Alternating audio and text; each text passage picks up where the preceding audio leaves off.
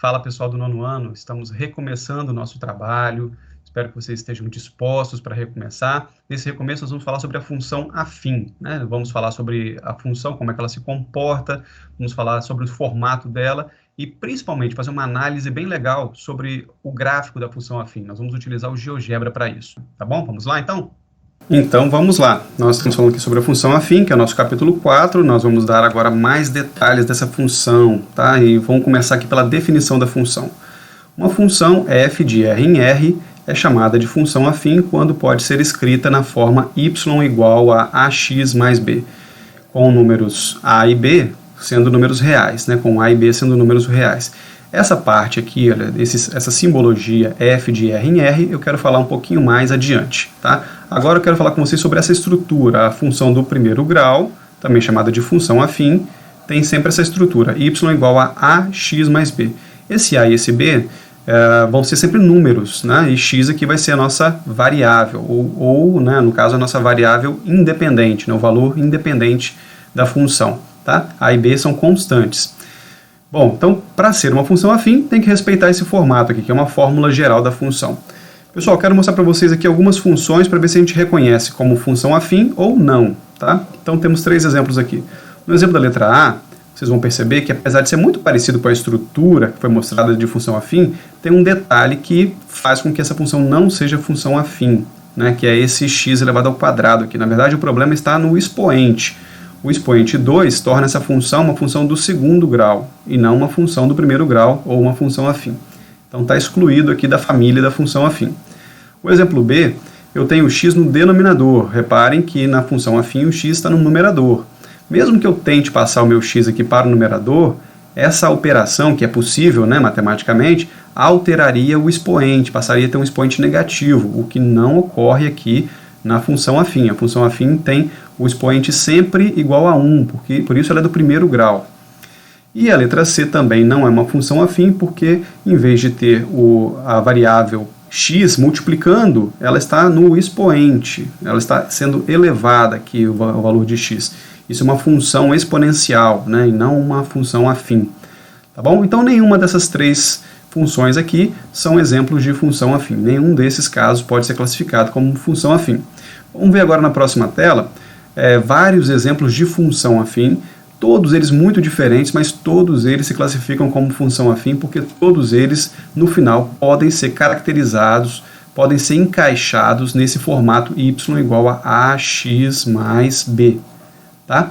Para isso, pessoal, eu queria que vocês observassem se está nesse formato e queria que vocês tentassem identificar qual que seria o valor de A e o valor de B nessas estruturas aqui. Tá? Uma dica aqui que você pode fazer é pausar o vídeo e tentar localizar vocês mesmos, né, identificar vocês mesmos o valor de A e B, e depois despausar e conferir se é realmente o que vocês achavam. Tá? Mas eu posso garantir que todos esses são exemplos de função afim, são funções afim. Bom, vamos começar por esse primeiro aqui, né? Y igual a menos 3x mais 5. Está numa estrutura bem próxima, bem parecida com aquilo que já foi apresentado como a estrutura básica da função afim. Nesse caso, o valor de A é menos 3 e o valor de B é 5. Bem simplesinho. Aqui na letra B começa a dar um pouquinho mais de trabalho por causa da fração, mas a fração não vai atrapalhar aqui a estrutura da função afim, porque essa fração tem como denominador um número, certo? E como o meu valor de A pode ser qualquer número, isso inclui as frações. Por exemplo, a fração 2/3. Aqui seria o valor de A, né? Pensando que eu posso separar essa expressão aqui em 2 frações. No caso do B, a princípio a gente poderia pensar numa estrutura de fração para o valor de B, né? Menos 15 sobre 3. Só que menos 15 sobre 3 tem uma representação inteira, né? Que é menos 5, mais fácil de representar. Tá bom? Esse próximo exemplo aqui, olha, você tem uma estrutura que está sendo apresentada como um produto, né? Um produto de uma distributiva. Após fazer essa distributiva, essa função vai ficar no formato que a gente identifica como formato de função afim. Seria 7x menos 14. Portanto, essa função, apesar dela estar previamente aí, né, num formato que não é o formato característico da função afim, depois de adequadamente desenvolvida, você chega aqui no valor de A igual a 7, o valor de B igual a menos 14, tá? E a estrutura da função afim está plenamente observada aí. Agora, aqui embaixo são casos onde alguém está faltando, ou A ou B estão faltando. Mas esse faltar não tem nenhum problema, porque nós podemos considerar que aquele que está faltando corresponde a zero. Portanto, ele não deixa, não impede de ser uma função afim. Então, esse caso aqui, por exemplo, olha, é como se o valor de B fosse zero. Então, é 1 multiplicado pelo x, esse 1 também não aparece, né, na multiplicação, ele é desnecessário, tá? Mas é 1x mais 0. Portanto, o valor de A vale 1 e o valor de B, nessa expressão, vale 0. No próximo exemplo, y igual a 3, simplesmente 3, é como se eu estivesse escrevendo y igual a 0x, ou seja, o valor de A é 0, mais 3. Portanto, já falei que o A é 0 e o B é 3. No nosso último exemplo, a expressão tem y igual a x sobre 3, não esquecendo que aqui na frente do x existe um 1, né? Portanto, o valor de A dessa expressão é 1 sobre 3, é 1/3 a fração, e o valor de B, 0. Portanto, B aqui é igual a 0. Então, 6 casos aqui bem diferentes um do outro, mas todos eles podem ser caracterizados como funções afim, tá bom? Vamos ver agora um pouco mais daquele detalhe da simbologia de f de R em R, o que isso significa, né? Na verdade, isso está falando sobre a possibilidade de domínio da função afim, ou seja, qualquer número real pode estar no domínio, e a possibilidade do contradomínio, ou seja, esse domínio leva a qualquer também número real, tá?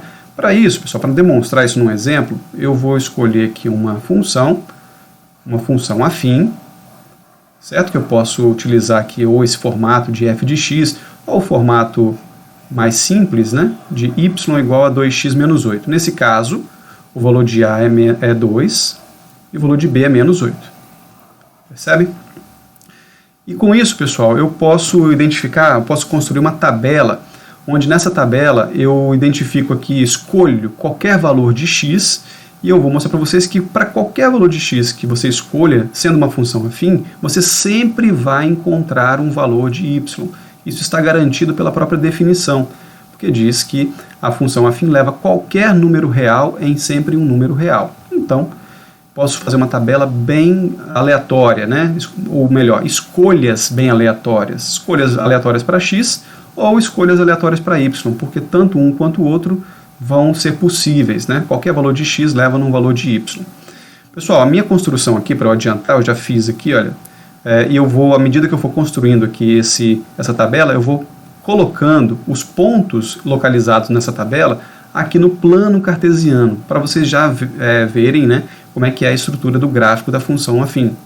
Bom, primeiro ponto aqui, olha, caso x seja zero, substituindo x igual a zero aqui nessa função, quanto é que você vai encontrar para o valor de y? Você vai encontrar o y igual a menos 8, né, porque 2 vezes 0 é 0, 0 menos 8 é igual a menos 8.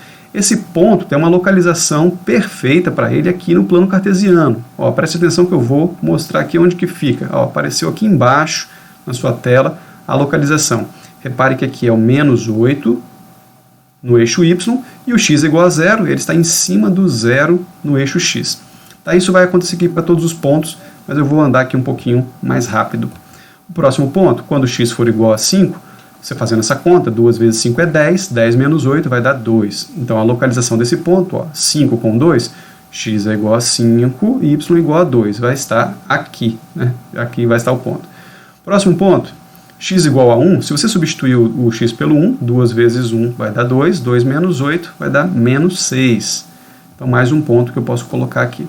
Repara que está meio fora de ordem, né? Eu fui escolhendo valores de x que não respeitam uma ordem muito coerente, né? E também pulei agora aqui para escolher valores de y. Agora eu quis escolher o valor de y igual a 0. Aliás, o valor de y igual a 0 é um valor especial, porque sempre que o y é igual a 0, a função mostra o zero da função, ou seja, mostra a raiz da função.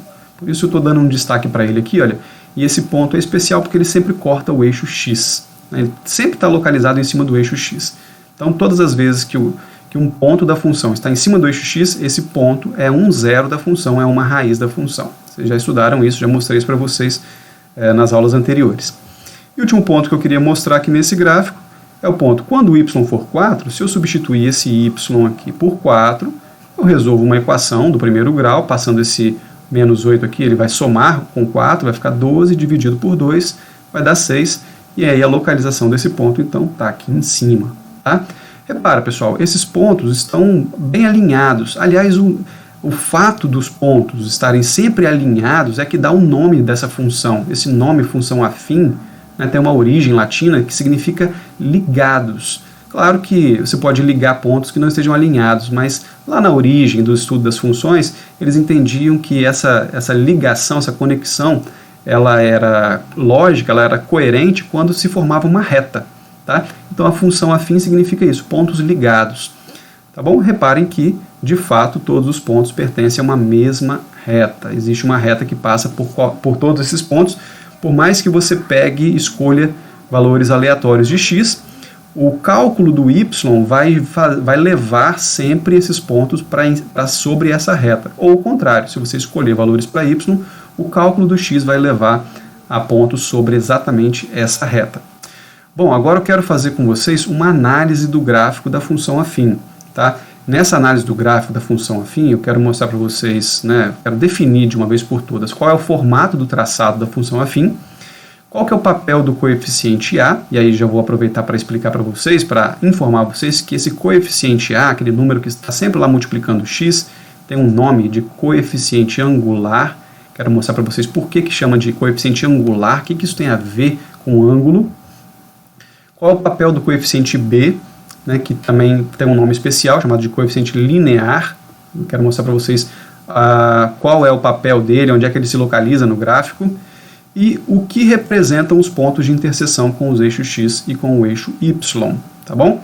E isso nós vamos fazer, utilizando um excelente programa para isso, porque ele nos dá muita agilidade nesse processo. Vamos lá para o GeoGebra agora.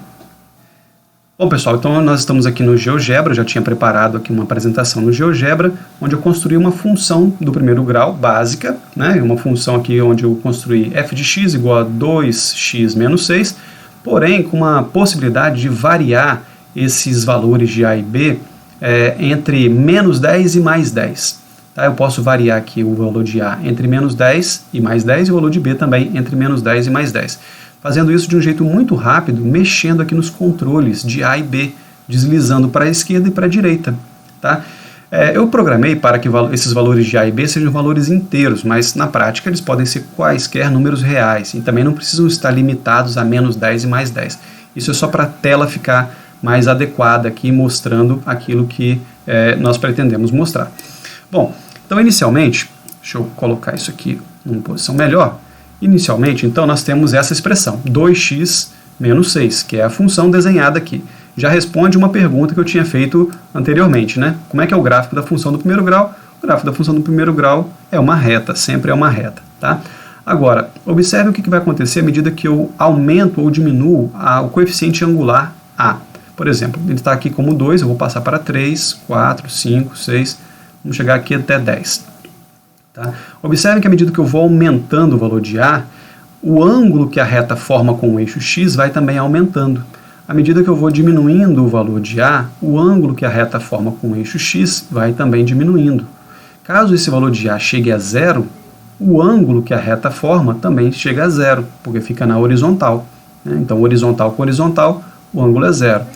E caso o meu valor de A seja negativo, ele muda a direção desse ângulo. Reparem, olha, foi lá para o menos 1, menos 2, menos 3, menos 4, até o menos 10 aqui eu consigo mostrar. Tá? O ângulo também mudou. Por isso que o coeficiente A é chamado de coeficiente angular, porque ele mexe com o ângulo. Nós podemos classificar esse coeficiente angular em 3 categorias, pessoal. Essa que você está vendo aqui, que quando A é negativo, a gente chama então essa função de função decrescente. Essa reta é decrescente quando A é negativo. Quando A é zero, a reta está constante, não é nem decrescente nem é crescente. E quando A passa a ser positivo, a reta passa a ser crescente. Tá bom? Então isso é algo legal para você anotar aí, tá?